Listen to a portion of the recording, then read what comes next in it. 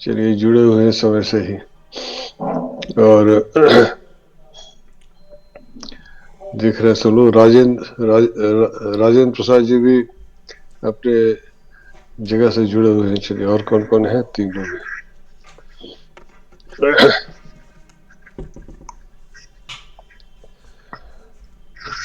आज हम लोग पुनः विष्णु सहस्रनाम स्तोत्र की चर्चा में एकत्र हो रहे हैं। अब आगे बढ़ने से पहले प्रार्थना मंत्र पढ़ लेते हैं, फिर आगे चलते हैं। ओम विश्वानि देव सवितर्दुरितानि परासुव यद्भद्रं तन्न आसुव। ओम यां मेधां देवगणाः पितरश्चोपासते तयामामद्य मेधयाग्ने मेधाविनं कुरु स्वाहा। ओम सहनाववतु सहनौ भुनक्तु सह वीर्यं करवावहै तेजस्विनावधीतमस्तु मा विद्विषावहै। ओम शांति शांति शांति। मैंने अभी 15 मिनट पहले ही ग्रुप में एक सूचना डाली थी कि गीता भी साथ में रख लेना। तो अगर है साथ में तो ठीक है, नहीं भी है तो कोई बात नहीं, सुनते रहिएगा। क्योंकि आज विष्णु सहस्त्रनाम स्तोत्र के जिस श्लोक का हम अध्ययन करेंगे उसमें जो नाम आए हैं उनकी व्याख्या उन नामों को समझने के बाद समझने के लिए गीता के श्लोकों की भी आवश्यकता पड़ेगी, और इन नामों के अर्थ को समझने के बाद गीता के श्लोकों का भी अर्थ और सुस्पष्ट होता होगा। तो आप देखेंगे कि इन नामों का अध्ययन करने से हमें क्या लाभ होता है। Are you coming? आज हम 62वां श्लोक पढ़ेंगे। सुव्रतः सुमुखः सूक्ष्मः सुघोषः सुखदः सुहृत् मनोहरोजित क्रोधो वीरबाहुर्विदारणः। सुव्रतः सुमुखः सूक्ष्मः सुघोषः सुखदः सुहृत् मनोहरोजित क्रोधो वीरबाहुर्विदारणः। इसमें भी 10 नाम है इसमें। तो इससे पहले जो हमने पढ़ा था 61वां श्लोक, उसमें भी हमने जो चीजें पढ़ी थी, यज्ञ इज्जो महिज्ञश्च क्रतु सत्रंग सतांगति सर्वदर्शी मुक्त आत्मा सर्वज्ञो ज्ञानमुत्तम सर्वज्ञो ज्ञानमुत्तम। उसमें हमने जो शब्द पढ़े थे और नामों का हमने अध्ययन किया था। चलिए, उसी के तारतम्य में यह आगे के नाम है। अब इनमें हम देखते हैं कि इन नामों में क्या क्या कहा गया है।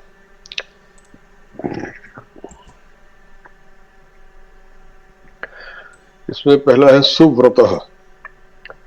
सु का अर्थ होता है शोभन, वर्ण सुंदर अर्थ में होता है सु का मतलब अच्छा इस अर्थ में। शोभनार्थक उपसर्ग है, उपसर्ग है।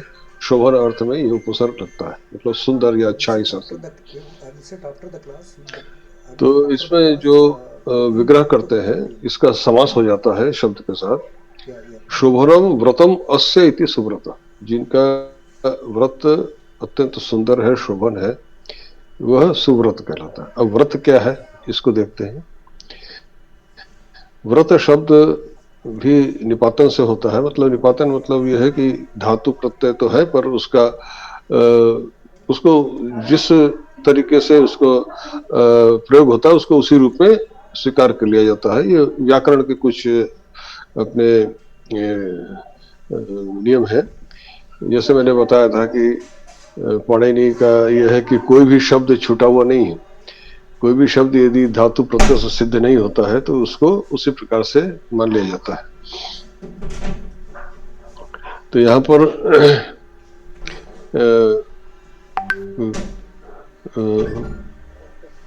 इसको जो है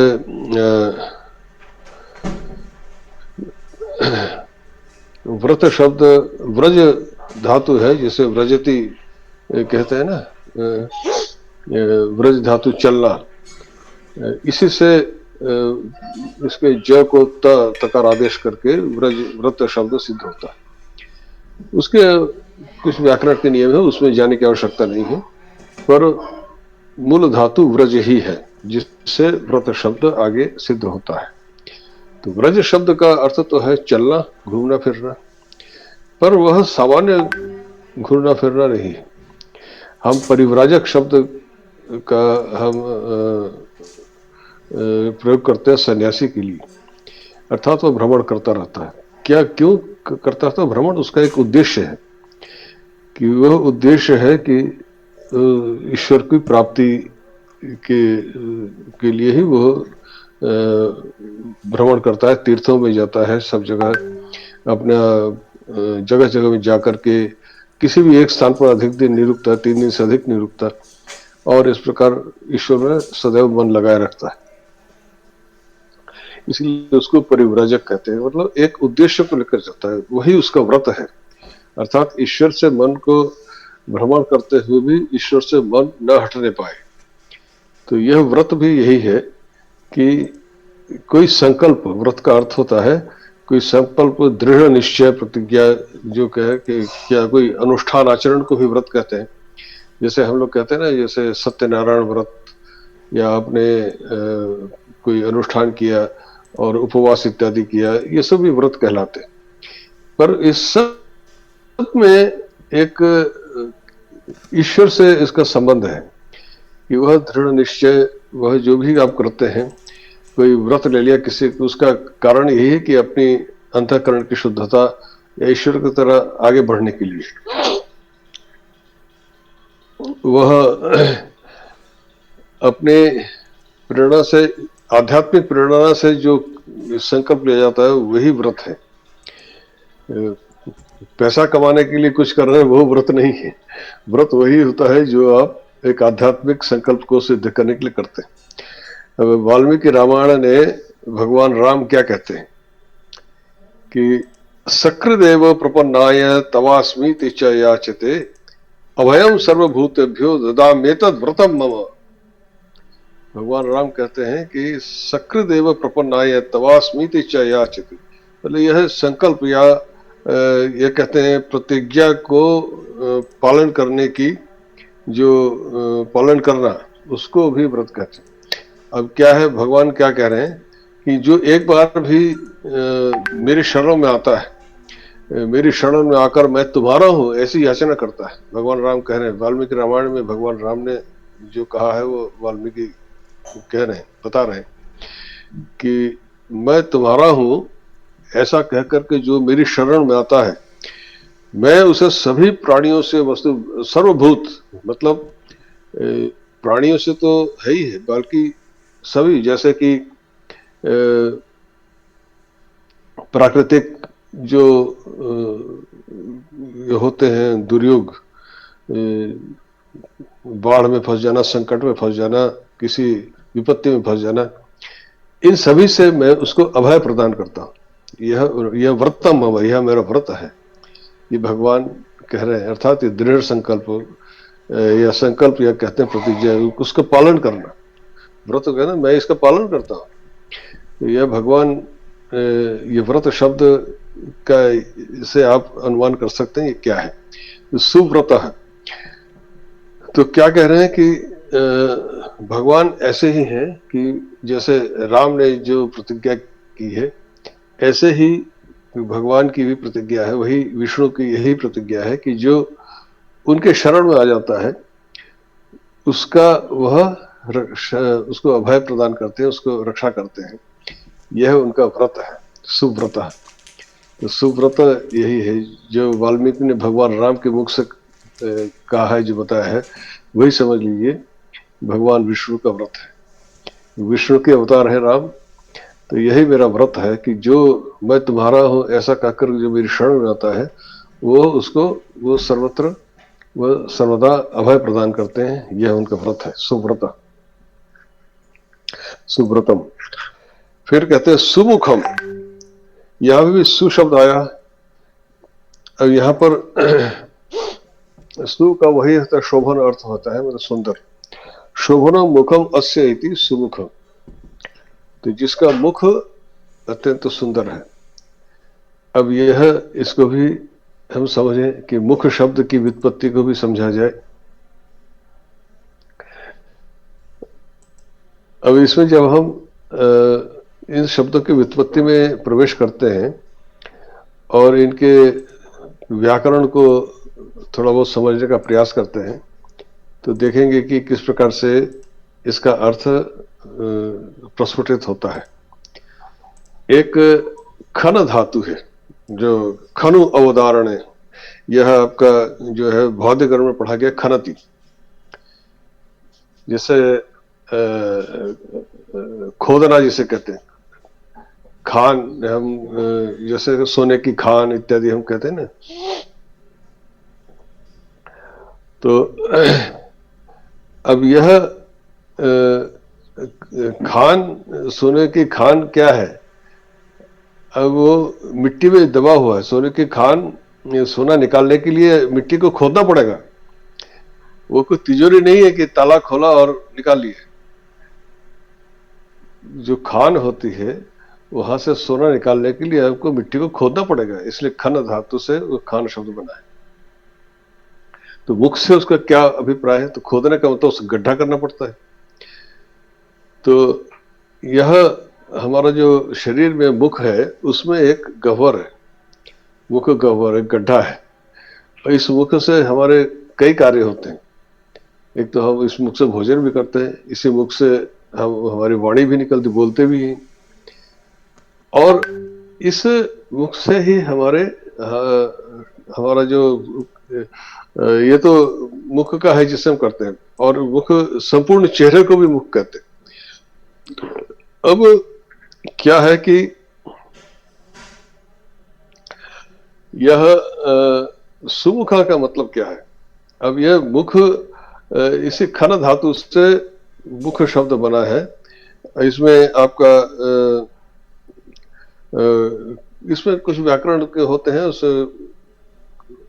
फिर खन में मुंह कहां से आ गया, ये सब है, तो वो सब व्याकरण का विषय है, उसमें जानने की आवश्यकता नहीं, पर मूल धातु खन ही है।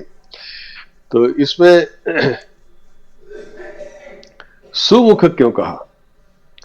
सुमुख का मतलब क्या है? यह जो हमारा मुख में जो छिद्र है, अब जब हम यह मुख सुंदर कब दिखता है? जब आप मुस्कुरा रहे होते हैं।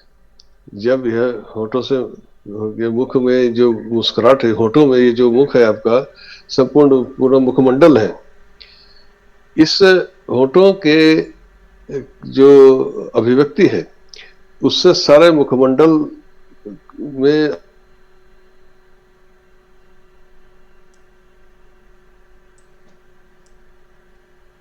दुखी है, तब उसके मुख का जो एक जो प्रतिफलन है वह भिन्न होता है, और जब मुस्कुरा रहा होता है तब उसके चेहरे का प्रतिफलन दूसरा हो जाता है।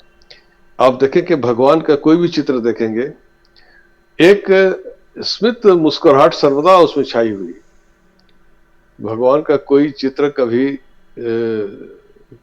जब व्यक्ति कोई क्रोधित होता है या दुखी होता है, तो उसके चेहरे के भाव बदल जाते हैं, उसके होंठ वैसे नहीं होते। पर जो मुस्कुरा रहा होता है, तो उसमें एक करुणा का भाव होता है। ये मुस्कुराहट होती है, उस चेहरा में एक सुंदरता फैल जाती है, एक जिसे कहते हैं एक पवित्रता, सुंदरता, एक उसमें जो पूर्ण संपूर्ण करुणा का भाव उसमें आ जाता है। तो भगवान के जो भी चित्र आप देखेंगे, उसमें आपको वो मुस्कुराते हुए दिखेंगे। यही सुमुख है, मतलब उसका प्रसन्न मुख है, उनका प्रसन्नता। जब प्रसन्न होता है तो वो मुस्कुराता रहता है, उसके मुस्कुराहट से उसकी प्रसन्नता झलकती है। भगवान सदा सदा प्रसन्न वदन है, इसलिए सदा मुस्कुराते रहते हैं, इसलिए वो सुमुख है। तो सदा सर्वदा वो प्रसन्न है।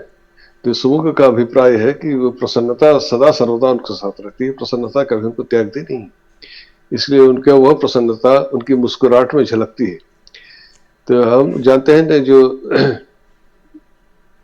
भक्त के विषय में भगवान ने कहा है, भक्त सदा प्रसन्न रहता है। तो जो भगवान की भक्ति करने वाला व्यक्ति भी सदा प्रसन्न रहता है, प्रसन्नता उसके चेहरे की मुस्कुराहट से झलकती है। तो भगवान सदा सर्वदा प्रसन्न रहने वाले हैं, इसलिए शोभन मुखम अस्य इति सुमुख, अर्थात वो सदैव प्रसन्न मुख वाले हैं, वह सदैव मुस्कुराते रहते हैं, इसलिए वह सुमुख है। यह इनका यह अभिप्राय। फिर कह रहे हैं सूक्ष्म, सुव्रत सुमुख सूक्ष्म। सूक्ष्म शब्द भी एक सूच धातु है, चुरादिगण में पढ़ा गया है, सूच पैशून्य धातु है। तो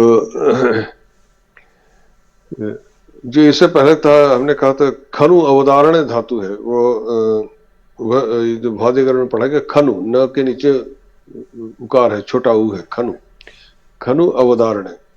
इस धातु से मुख शब्द बनता है। तो यह जिनके पास हमारे धातु रूप नंदिनी पुस्तक है, उसमें आप इस धातु को देख सकते हैं। वैसे ही सूच पैशून्य एक धातु है, चुरादिगण में पढ़ा गया है।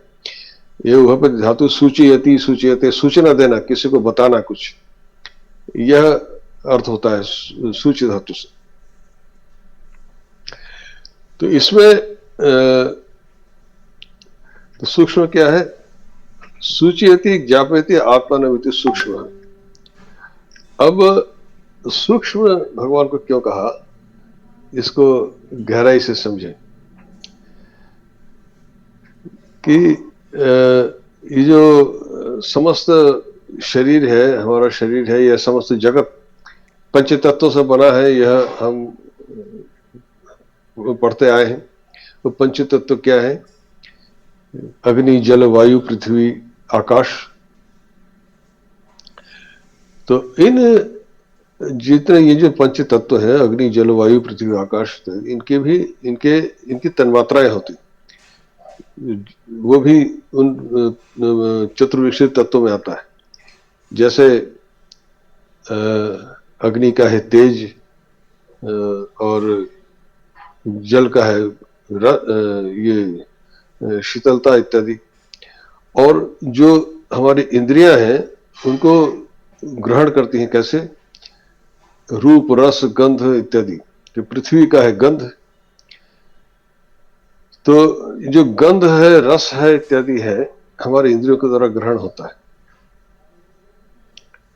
और जो पुष्प का, फूल का गंध, फूल की सुगंध है, हम अपने नाक के द्वारा उसको ग्रहण करते हैं, उसको अनुभव करते हैं, अनुभूति उसकी होती है। फूल की सुगंध को न तो आप देख सकते हैं, नहीं पकड़ सकते, वह सूक्ष्म है, क्योंकि वह इतना सूक्ष्म है कि उसको न तो उस गंध को न तो आप देख सकते हैं, नहीं पकड़ सकते, केवल नाक के द्वारा ही उसको अनुभव किया सकता है। तो प्रत्येक इंद्रिय का अपना एक विषय है। गंध को आप नाक के द्वारा ही अनुभव कर सकते हैं, आंख के द्वारा नहीं कर सकते, कान के द्वारा नहीं कर सकते, त्वचा के द्वारा नहीं कर सकते। प्रत्येक इंद्रिय का अपना विषय है, और उस इंद्रिय के द्वारा ही वह उस सूक्ष्म वस्तु को ग्रहण कर सकता है। एक किसी वस्तु का स्वाद आप लेते हैं, जिह्वा में रखते हैं, एक मिठास है, चीनी है, उसका रस वो मीठा है, इसका अनुभव तभी होता है जब आप उसको जिह्वा में स्पर्श करते हैं, जिह्वा में जो लगता है तभी उसका विचार करते हैं। उसकी मिठास या उसका जो भी उसका स्वाद है, उसका अनुभव केवल जिह्वा से ही हो सकता है। न तो आंख से हो सकता है, न कान से हो सकता है, न हाथों से हो सकता है, किसी भी तरह से नहीं हो सकता। वही उसके सूक्ष्म है।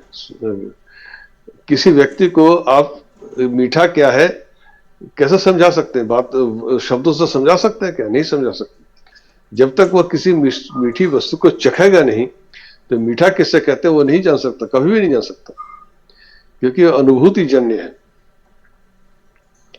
तो हमारे शरीर में जितने इंद्रिय हैं, प्रत्येक इंद्रिय का अपना कार्य है, अपना विषय है, और उस विषय को उस इंद्रिय के द्वारा ही अनुभव किया जा सकता है, किसी दूसरे इंद्रिय के द्वारा नहीं।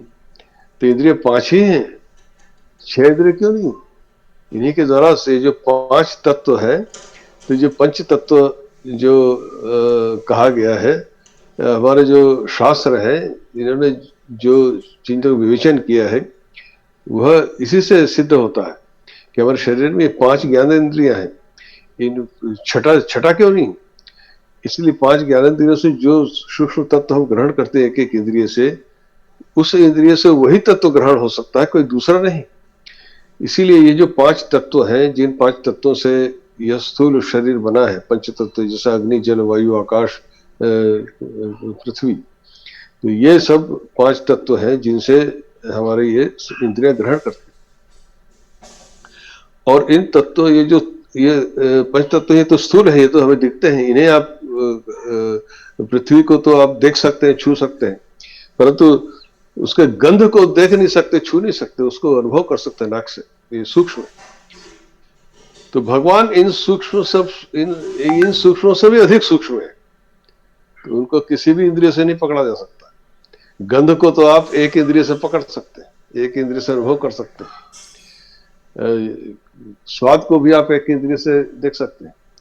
आंखों से जो हम किसी वस्तु का रूप देखते हैं वो भी अनुभूति है, और वह अनुभूति तब तक नहीं हो सकती जब तक किसी वस्तु पर प्रकाश न पड़े। यदि किसी वस्तु पर प्रकाश न पड़े तो आंख होते हुए भी आप कुछ नहीं देख सकते। जब प्रकाश पड़ेगा, वो प्रकाश पड़ करके वह प्रतिफलित होकर के आप आंखों में आएगा, तभी आप उस वस्तु को देख सकते हैं। यदि प्रकाश नहीं है तो आप आंख होते हुए किसी को नहीं देख सकते। इसलिए जो अग्नि का जो तन्मात्रा है वो रूप है, रूप, रस, गंध। वो प्रकाश, अग्नि से के 2 काम है, वह ताप भी देता है, प्रकाश भी देता है। और जल है, उसका रस है।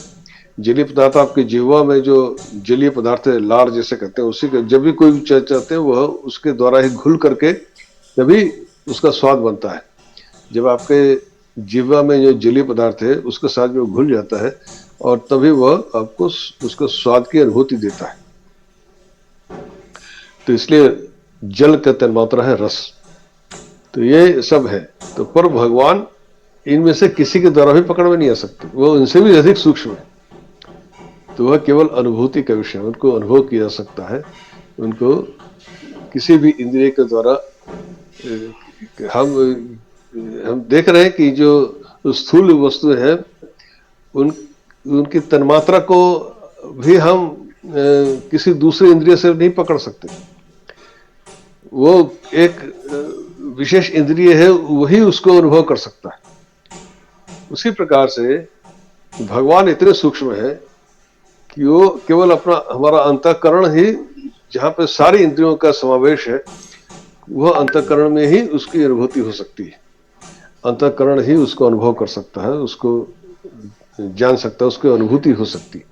उसको न तो किसी इंद्रिय के द्वारा उसको अनुभव की नहीं किया सकता, किसी भी इंद्रिय के द्वारा उसको, वह उनसे भी अधिक सूक्ष्म है। और इसलिए सूक्ष्म, अत्यंत सूक्ष्म होने से वह किसी भी इंद्रिय के द्वारा उनको जाना नहीं जा सकता। उसको केवल अपने अंतःकरण की में ही उनको अनुभव किया जा सकता है, अनुभूति उसकी हो सकती है। उनको किसी इंद्रिय के द्वारा देखा, समझा, जाना नहीं जा सकता, पाया नहीं जा सकता, इसीलिए सूक्ष्म कहा है। तो सूक्ष्म से भी, उससे अधिक सूक्ष्म और कुछ भी नहीं है, यही इसका अभिप्राय है। फिर आइए सुघोष। सुघोष का क्या अभिप्राय है? यह भी घुषिर विषब्द, घुषिर एक धातु है। घ में छोटी की मात्रा, मूर्धन्य घुषिर। यह 2 अलग अलग गणों में पढ़ा गया है। घुषिर विषब्द ने, यह चुरादे गण में पढ़ा गया है, इसका अर्थ होता है घोषयति। और दूसरा है घुषिर अविशब्द ने, यह भवादे गण में पढ़ा गया है, ये इसका रूप बनता है घोषति। तो विशब्द ने और अविशब्द ने, इसमें क्या अंतर है?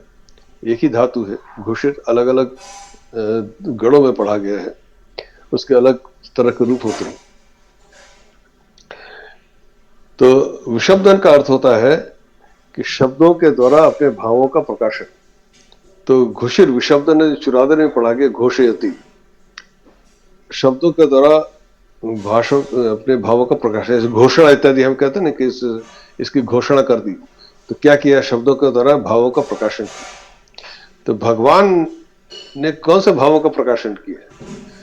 वेद मंत्रों के द्वारा, वेद के जो मंत्र हैं वही भगवान की घोषणाएं हैं, वही उनकी शब्दों के द्वारा उनका प्रकाशन है। तो वेद मंत्र पवित्र मंत्र हैं, वह उन्हीं के भगवान, उनको वेद मंत्र किसी कवि की रचना नहीं, ऋषियों ने उनको देखा है, मंत्र दृष्टा, उनको अनुभव किया है, उनको देखा है और तब उनको बताया है। तो ये जो वेद मंत्र है, इसलिए वेद मंत्र, वेदों को भगवान कहा गया है। वेद के मंत्र भगवान के ही स्वरूप है। उन्होंने शब्दों के द्वारा अपने आप को प्रकाशित किया है। वेद और मंत्रों के माध्यम से शब्द के द्वारा उन्होंने स्वयं को प्रकाशित किया। तो यह है सुघोष का, यह तो सुंदर घोष, यहाँ भी सु इसमें है। तो सु आया कि तो इसका मतलब क्या है? शोभन घोष। शोभन घोष मतलब अत्यंत सुंदर जिनका घोष है, वेदात्मक घोष, वेदात्मक, वेदों का जो मंत्र है उनकी सुंदर घोषणाएं हैं, मतलब उनके जो स्वरूप को उन्होंने बताया है। और दूसरा अविशब्दन। तो अविशब्दने का मतलब है जिसमें जो उसका उल्टा, अर्थात केवल विशब्दन का मतलब शब्दों के द्वारा, तो अविशब्दन का मतलब शब्दों के द्वारा केवल ध्वनि मात्र। तो यह ध्वनि कैसी है? जो केवल ध्वनि मात्र है। ओम, यह केवल ध्वनि है, यह कोई कहीं पर इसका कोई अर्थ नहीं मिलता। ओम जो तस्य वाचक प्रणव, केवल इतना कहा गया योग शास्त्र। तो ओम के द्वारा, यह ओम जो ध्वनि है यह उनका वाचक है। उस ध्वनि के द्वारा उस निरवय और निर्गुण और पूर्ण तरह से निराकार उस पर ब्रह्म का वह वाचक है और उसको अभिव्यक्त किया गया इस ध्वनि के द्वारा। सुघोष, यह ओंकारात्मक ध्वनि भी उन्हीं को अभिव्यक्त करती है, इसलिए सुघोष कहा गया। अब इसमें एक और आई है, ये तो सुघोष के ये दो तात्पर्य हैं कि जो घुष धातु के जो दो अर्थ हैं, दोनों अर्थ किस प्रकार से भगवान विष्णु में घटते हैं वह इसमें, यह सुघोष है इसलिए क्या, अत्यंत सुंदर, जो ओंकार की ध्वनि है सुघोष है, भगवान के अपनी अभिव्यक्ति है। अब ये जो ध्वनि है, शंख की ध्वनि भी को भी घोष कहते हैं। अब गीता में आइए, मैंने आपको गीता इसीलिए साथ में रखने के लिए कहा था। गीता के पहले अध्याय में जो 13वां श्लोक है उसको देखिए, उसमें क्या है कि जो गीता के 13वें श्लोक में जब ये है कि दोनों सेनाएं आमने सामने खड़ी हैं, तो वहां पर कौरवों की सेना ने अपने सारे रणवाद्य बजाए, वो जो पड़ो और जो है भेरी और क्या क्या सब बजाया। ये जो है श्लोक जो है 13वां श्लोक, आप देखें पहले अध्याय का। ततः शंखाश्च भैर्यश्च पणवानक गोमुखाः। हाँ, ततः शंखाश्च भैर्यश्च पणवानक गोमुखाः सहसैव अभ्यहन्यन्त सशब्दस्तुमुलो। ये जो भेरी पणवा अनुमुखा ये सब एक साथ बजे गए, वहां पे शब्द कहा, सशब्द तुमुलो अभवत्, वह शब्द बड़ा भयंकर हुआ, बड़ा हुआ। यह शब्द ध्वनि के लिए शब्द कहा, शब्द तुमुलो। उसके बाद के श्लोकों में क्या है, तथा फिर भगवान कृष्ण ने और अर्जुन ने अपने अपने शंख बजाए, दिव्य शंखो प्रदत्वतु।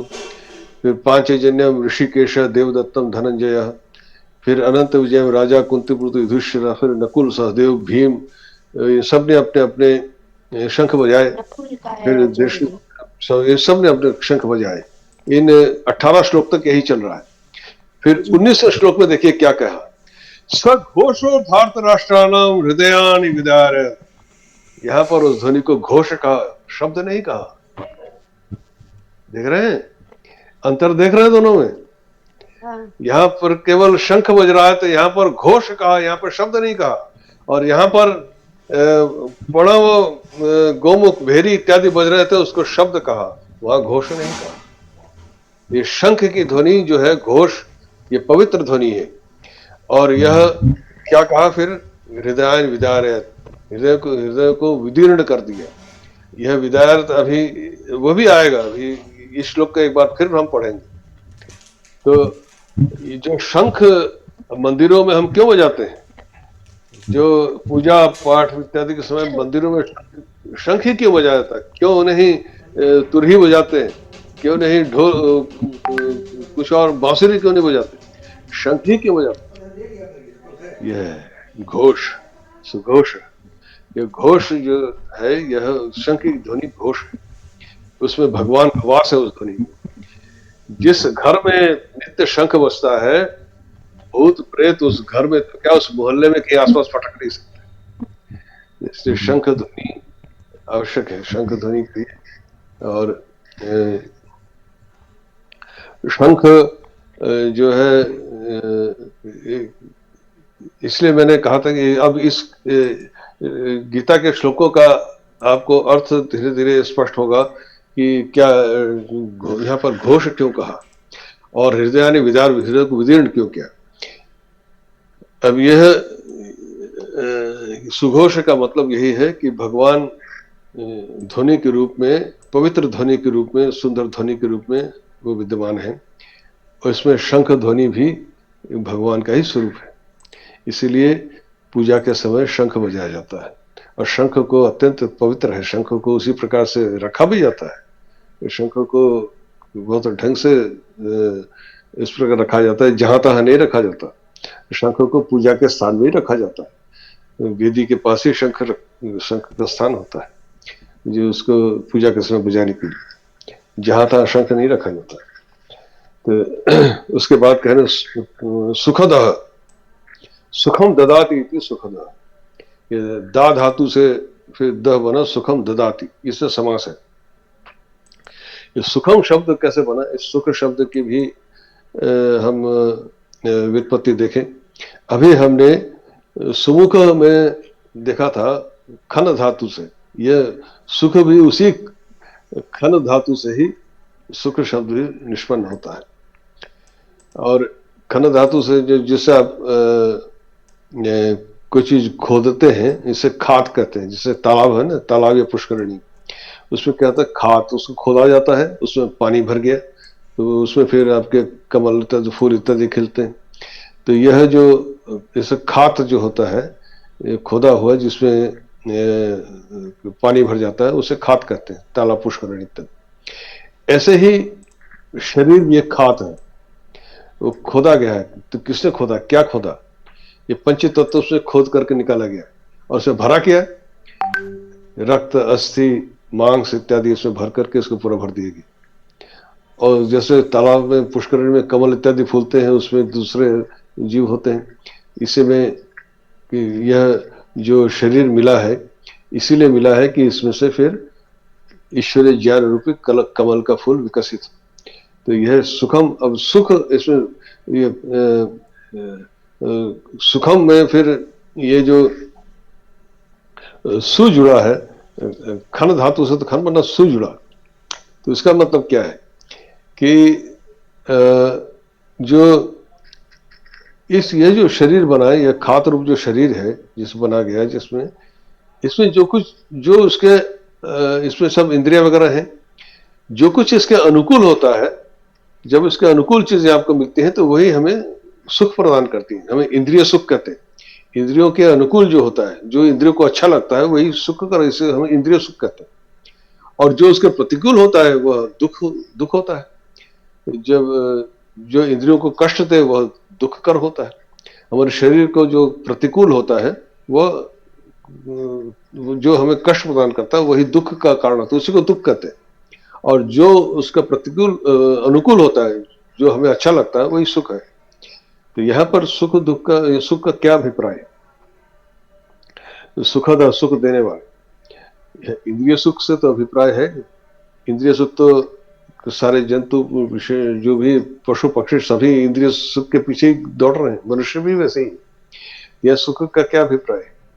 यह सुख का अभिप्राय है कि जो आंतरिक भाव से, अर्थात जिसे हम कहते हैं सिंसियरिटी, इंग्लिश में जिसे कहते हैं सिंसियरिटी, सिंसियर मतलब पूरा आंतरिकता से, जिसमें कोई ढकोसला नहीं, पूरे आंतरिक भाव से जो ईश्वर को पाना चाहता है, उसके जो प्रतिकूलताएं हैं, उसके मार्ग के प्रतिकूलताओं को वो दूर कर देते हैं। यही है सुख। तो सुख का मतलब यही है कि ईश्वर को जब पाने की चाह में जब कोई जाता है तो उसे प्रतिकूल होने से उसे दुख होगा, तो नहीं कष्टकर होगा, तो उसके मार्ग को आसान बनाने के लिए करता है। अब यहीं पर आप देखिए कि गीता में कई श्लोक आते हैं जिसमें सुख शब्द आता है। अब यहाँ पर गीता में जहां जहां सुख शब्द आया है उसके अर्थ को आप अब समझ सकते हैं। गीता में दूसरे अध्याय का 66वां श्लोक है, देखिए, निकालिए। दूसरे अध्याय का श्लोक नंबर 66 क्या है कि अशांतस्य कुतः सुखम नास्य बुद्धिर अयुक्तस्य न चायुक्तस्य भावना न चा भावयत शांतिर अशांतस्य कुतः सुखम। तो यहाँ पर सुख का क्या मतलब कि जिसने बुद्धि उसे भगवान से युक्त नहीं की, तो उसको सुख कहाँ से मिलेगा? मतलब उसका मन अशांत रहेगा, उसका मतलब उसका जो उसके लिए वो प्रतिकूलता ही रहेगी, उसका मन अशांत है, तो उनकी शांति अर्थात मन उसको भगवान को मन लगा रहे, वही सुख है। ऐसे ही सुख के और भी हैं। चौथे अध्याय का 40वां श्लोक देखिए, न सुखम संशयात्मनः। चौथे अध्याय का 40वां श्लोक, अब इसमें आप चिंतन करिएगा तो आपको इसका अर्थ और स्पष्ट होगा। चौथे अध्याय का 40वां श्लोक देखिए क्या है।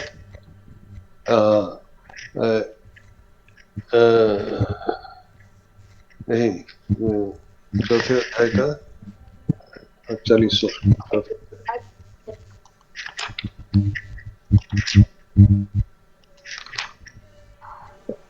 अज्ञश्चाश्च अश्रद्धानश्च संशयात्मा विनश्यति नायम लोको अस्ति न परो न सुखम संशयात्मा।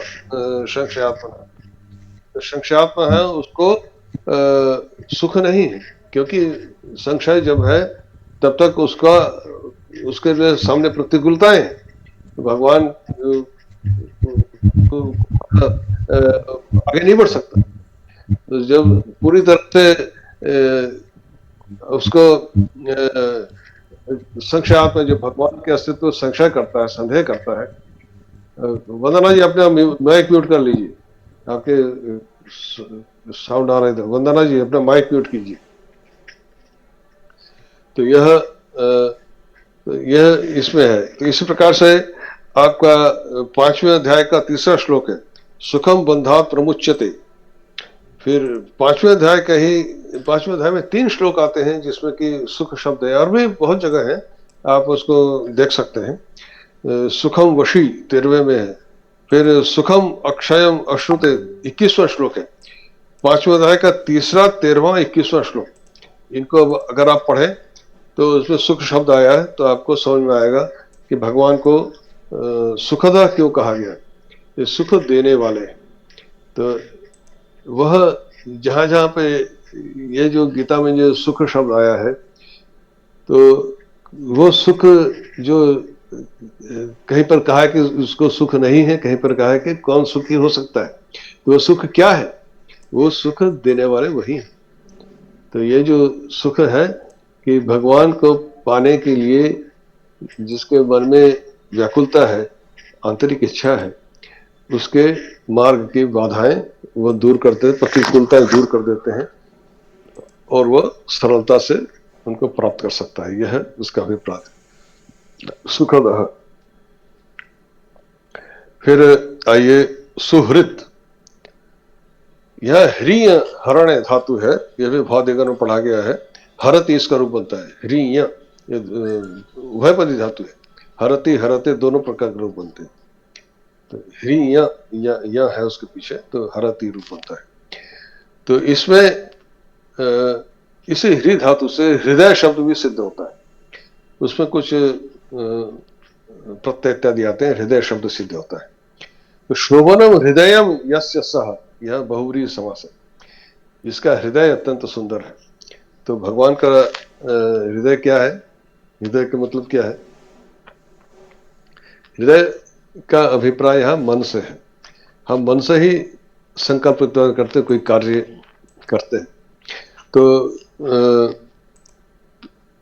अब सुहृत का अभिप्राय है कि शोभनम हृदय में से यहां पर यह होता है कि सुहृत हम मित्र को कहते हैं। जो पाणिनि व्याकरण का एक सूत्र है, सुहृद दुहृतो मित्रा मित्रयो। सुहृद मित्र को कहते हैं, दुहृद अमित्र को कहते हैं, अर्थात शत्रु। जो तो आपका अनिष्ट करना चाहते हैं वो दुहृद है, जो आपको बुरा चाहे, और सुहृद जो आपका अच्छा चाहे। पर सुहृद वो होता है जो आपका अच्छा चाहता है पर आपसे उसके प्रतिदान में कुछ नहीं चाहता। अगर आपने किसी का कुछ भला किया और उसके बदले में आप चाहते हैं वो मुझे कुछ दे, तो फिर वो मित्रता नहीं रही, वो तो फिर दुकानदारी होगी, बिजनेस है। आपने किसी को कुछ दिया, उससे कुछ पाया, तो वो तो बिजनेस है। पर सुहृद वो होता है जो केवल बिना किसी प्रत्याशा के कि मेरे लिए वो कुछ करेगा, उसका भला करना, यही सुहृद का लक्षण, यही मित्रता है। तो यह सुहृद वही है। तो भगवान तुमको तो किसी से कुछ पाना है नहीं, भगवान को किससे क्या पाना है? हम तो दूसरे से कुछ, क्योंकि दो है तो हम किससे कुछ पाते हैं। तो भगवान को देने वाला कौन है? कोई, उनको तो किसी से कुछ पाना है नहीं, वो तो सिर्फ देते ही। तो क्या देते हैं? उसका कल्याण करते हैं। केवल समस्त जीव कुल का, उनका जो भी कार्य है, वो जो किस प्रकार से क्या करते हैं हम समझ नहीं सकते। हमें लगता है कभी हमारे पास कोई कष्ट आए, विपत्ति आई, तो हम कहते हैं ये भगवान ने क्या किया, क्योंकि हम तो उनके कार्य को नहीं समझ सकते। पर उनका कार्य हमेशा इसी तरह से होता है कि जीव उनकी तरफ कल्याण हो। कल्याण का मतलब है उनकी तरफ आए, कष्ट उनकी तरफ आए। जब मनुष्य दुखी होता है तब वह भगवान को याद करता है।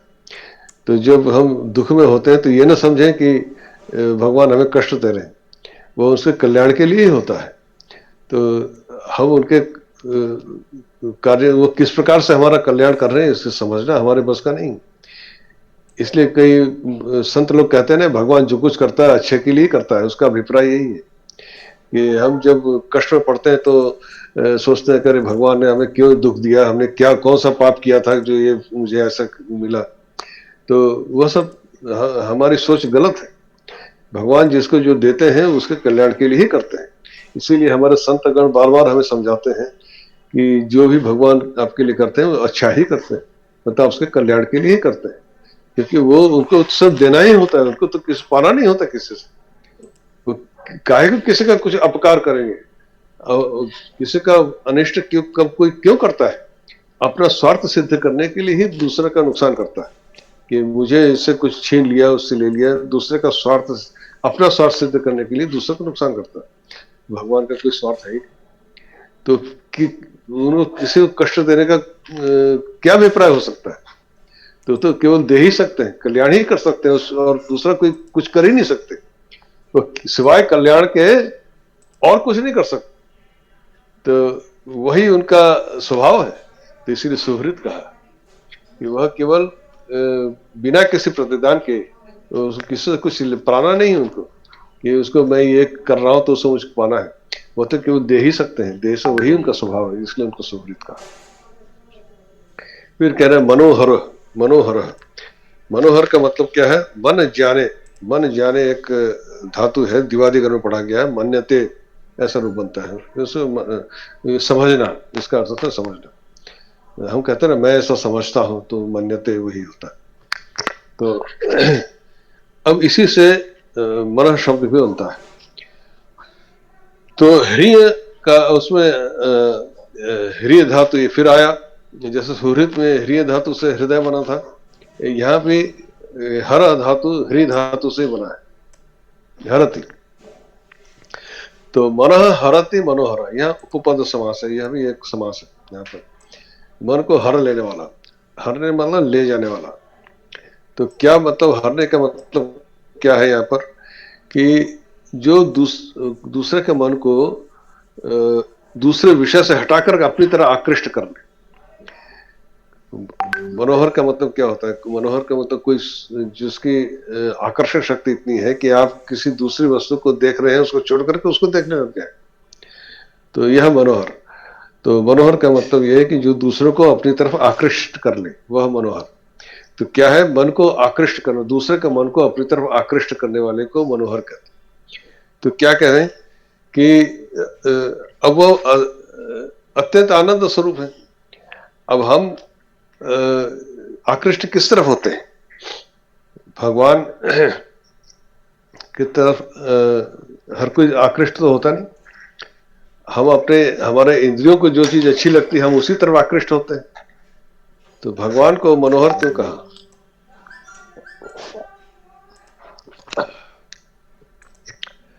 भगवान को मनोहर इसलिए कहा कि भगवान की तरफ जो एक बार आकृष्ट हो गया, उससे फिर वह किसी दूसरी वस्तु पर आकृष्ट नहीं हो सकता। वो सर्वश्रेष्ठ है, उनके अधिक आकर्षण की वस्तु कुछ नहीं। उनके वो आनंद स्वरूप का, वो परमानंद स्वरूप है उनका।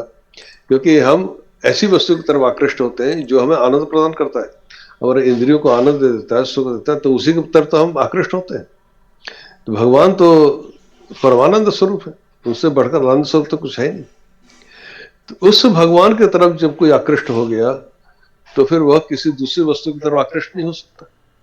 तो मनोहर, उसके उससे बढ़कर आकर्षित, मन को आकर्षित करने वाला कोई दूसरा नहीं, इसलिए मन को हरने वाला ही इसे कहा है। मनोहर मतलब सबसे अधिक आकर्षक वस्तु वही है जिनके प्रति मन एक बार आकृष्ट हो गया तो फिर किसी दूसरी तरफ वह जा ही नहीं सकता, इसलिए उनको मनोहर कहा है।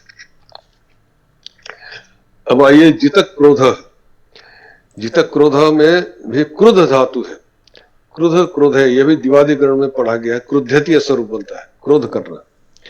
तो इसमें फिर दूसरा है, इसमें धातु जित, जी धातु, जी जय, यह भी दो जगह पढ़ा गया है। जी धातु दो बार पढ़ा गया भौतिकरण में। एक जगह अर्थ है उसका जय, जय दोनों जगह रूप ऐसे बनता है। दूसरा है जी अभिभवे, उसका मतलब है हारना या हराना, यह है। तो जित क्रोधो माने जिता क्रोध ये न स, जिसके द्वारा क्रोध को जीत ले गया। अब क्रोध को जीतने का मतलब क्या है, यह बहुव्रीहि समास, जिसके द्वारा क्रोध को जीत ले गया। जिता क्रोध ये न स, जित क्रोध।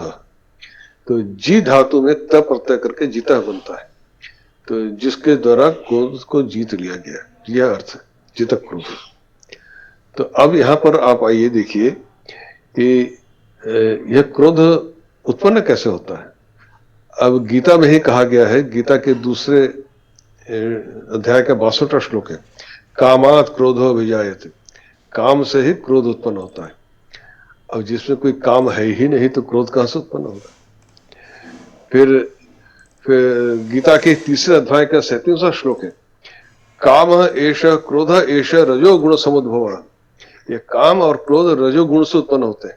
अब वो तो तीनों गुणों के पार है, परे है, तो क्रोध को उत्पन्न नहीं हो सकता। जितना क्रोध का मतलब है कि जहां क्रोध का वो उन्मेष ही नहीं होता, तो क्रोधोदय के अभाव के कारण वह जीतो क्रोध है। क्रोध का उदय ही नहीं होता, उदय हो ही नहीं सकता, क्योंकि कामना तो है ही नहीं, तो पूर्ण काम है, उनको तो कोई चीज चाहिए। तो क्रोध का जो कामात क्रोध अभिजात क्यों कहा, कि जब हमारे भीतर कोई कामना होती है और उस कामना की पूर्ति में बाधा पड़ती है, तब क्रोध उत्पन्न होता है। तो क्रोध का कारण है काम, तो काम ही उसका मूल कारण है। एक मिनट,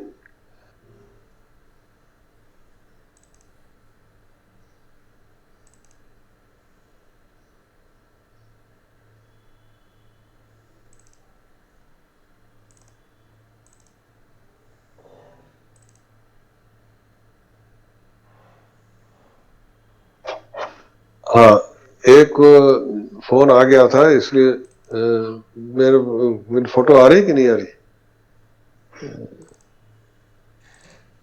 हाँ, ठीक है।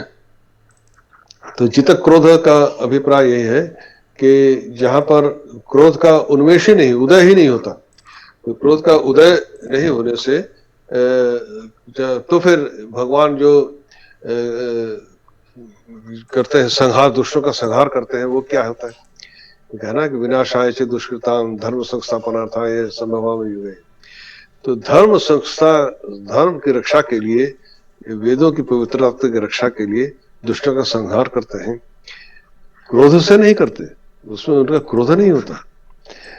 भगवान कृष्ण ने महाभारत में पांडवों का साथ दिया, पर स्वयं अस्त्र नहीं उठाया।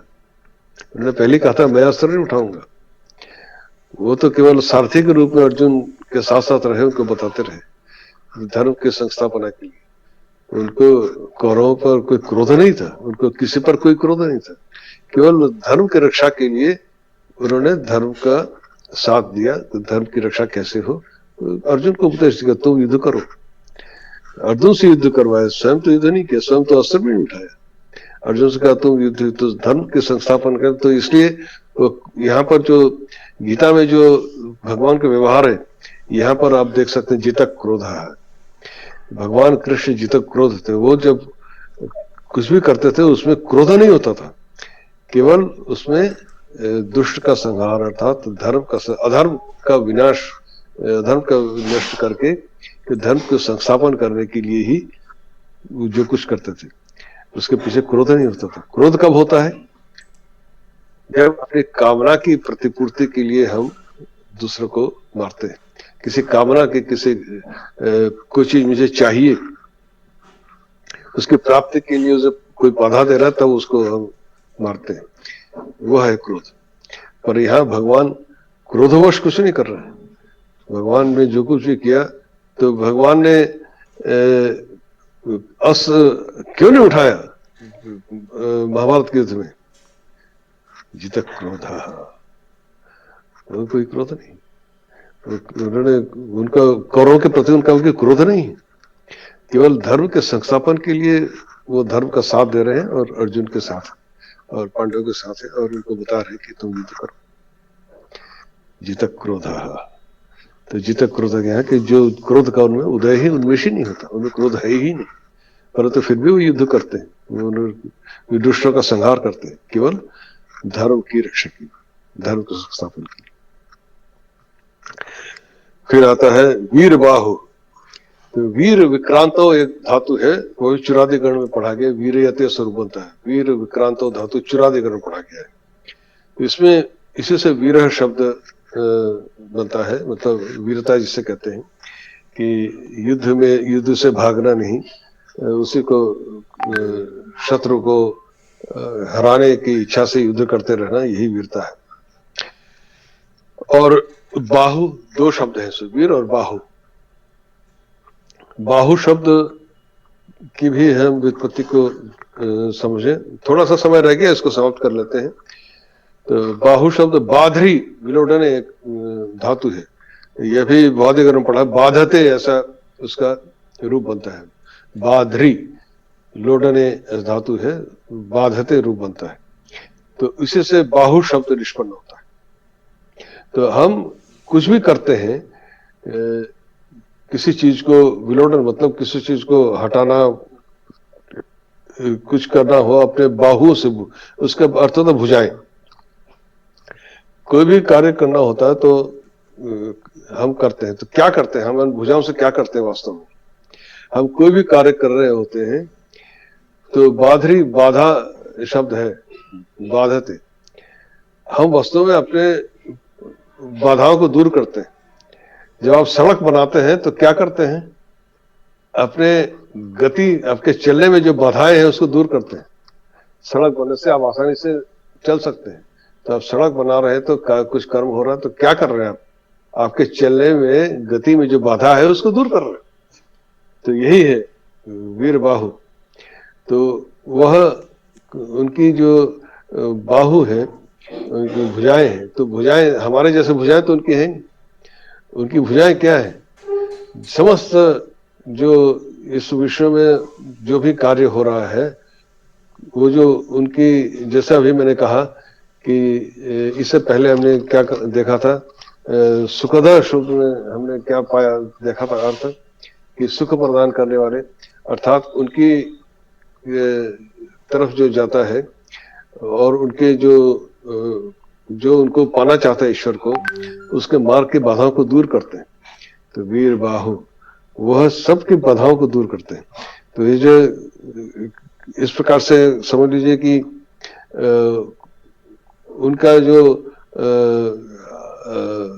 वीरता का अभिप्राय यही है कि उनकी जो भी इस संसार में कार्य हो रहे हैं, वस्तु में जैसे हम मनुष्य कोई भी अपने हम जो भी कार्य करते हैं अपने बाहों से, जो भुजाओं से कार्य करते हैं, अगर उस पर आप ध्यान दें, आप पाएंगे कि केवल आप जिस चीज को आप पाना चाह रहे हैं, उसको पाने के लिए जो बाधाएं हैं उनको दूर करते हैं, यही करते हैं। तो भगवान कौन सी बाधा को, किसकी कौन सी बाधा दूर कर रहे हैं? भगवान के सामने तो कोई बाधा है नहीं। तो वस्तुतः वीर बाहु का अभिप्राय यही है कि वह आपको, मनुष्य को, उनको ईश्वर की तरफ ले जाने के लिए इनका जो समस्त सृष्टि कर्म है, उसका वही एक उद्देश्य है कि सब जहाँ सृष्टि का आदि से लेकर उसका अंत तक ये समस्त सृष्टि कर्म उन्हीं से उत्पन्न हो रहा है, उन्हीं पे लय हो रहा है, उनका वही कार्य हो रहा है, उनके बाहों भुजाओं से यही कार्य वो कर रहे हैं, समस्त सृष्टि कार्य उनका चल रहा है। उसमें सृष्टि कार्य में जो बाधाएं आती है उसको दूर करते हैं, तो सृष्टि ही कार्य चल रहा है। तो वही वीर बाहु से ये अभिप्राय है। तो इसके वही गहरे अर्थ हैं, इस पर थोड़ा मनन करेंगे तभी इसके गहराई में आप जा सकते हैं। फिर आइए विदारण, यहाँ पे द्रि धातु है, द के नीचे दीर्घ ऋकार, विदारण, द्रि विदारण ये धातु है, और ये दृढ़ाति ऐसा रूप बनता है इसका। तो दृढ़ाति जो रूप बनता है, विदारण मतलब होता है कि विदीर्ण करना, अर्थात किसी को दो फाड़ कर देना या भेद कर देना, भेदन। तो अधार्मिकों को विदीर्ण करते हैं। तो अभी आपने क्या पढ़ा था दूसरे श्लोक में, जहां पर हमने ये पढ़ा था, ये सुघोष में जो क्या पढ़ा था हमने, जो सघोष धार्तराष्ट्रणाम हृदयाणि व्यदारयत, दूसरे अध्याय के इस 19वें श्लोक में आ जाइए। सघोष धार्तराष्ट्रणाम हृदयाणि व्यदारयत, यही द्रि धातु है, विदारण है। तो क्या कह रहे हैं कि विदारण मतलब दुष्टों का, अधार्मिकों के हृदय को विदीर्ण कर देते हैं, उसको विदीर्ण कर देते हैं। तो सघोष, शंख का घोष हमने क्या कहा था, सुघोष वो भगवान ही है। तो शंख का जो ध्वनि है उसको घोष कहा, और वही हृदय विदारयत, विदीर्ण कर दिए, उसको डर लगा। तो भगवान क्या करे, विदारण का मतलब, विदारण मतलब दुष्टों का संहार करने वाले होते हैं। यही इस श्लोक में अर्थ है। इनको आप जब अब इनके इन नामों को के अर्थ को जानने से आपको गीता के श्लोकों में जो शब्द आए हैं इनका अर्थ और आपको सुस्पष्ट हो जाएगा, क्योंकि इस तरह से उन अर्थों को अनुवाद में समझाया नहीं जाता है और नहीं समझा जा सकता है। जब आप ये इन चीजों को पढ़ते हैं तब धीरे धीरे चीजें समझ में आती हैं कि उसमें जो एक एक शब्द है उसके पीछे क्या भाव है, कहाँ पर कौन सा शब्द व्यवहार किया गया है, वो यूं ही नहीं है। पर अनुवाद करते समय तो वो एक ही जैसा बता दिया वैसे ही समझ में आता है, पर जब आप उसकी गहराई में उतरते हैं तब समझ में आता है कि घोष और शब्द में क्या अंतर है, वो यहाँ स्पष्ट हो। चलिए आज इतना ही। फिर रविवार को गीता की क्लास होगी कि नहीं है मैं बाद में सूचित करूंगा। जैसे मैंने बताया था रविवार को नैमिषारण्य में एक कार्यक्रम है, अगर वहां जाना पड़ा तो संभवतः क्लास नहीं हो पाएगी, और अगर किसी कारण से वो स्थगित होता है तो क्लास हो, वह यथा समय सूचना दे दी जाएगी। चलिए आज इतना ही। माधुरी शांति पाठ कीजिए। माधुरी है क्या क्लास में? माधुरी जी आचार्य जी। हाँ हाँ शांति पाठ।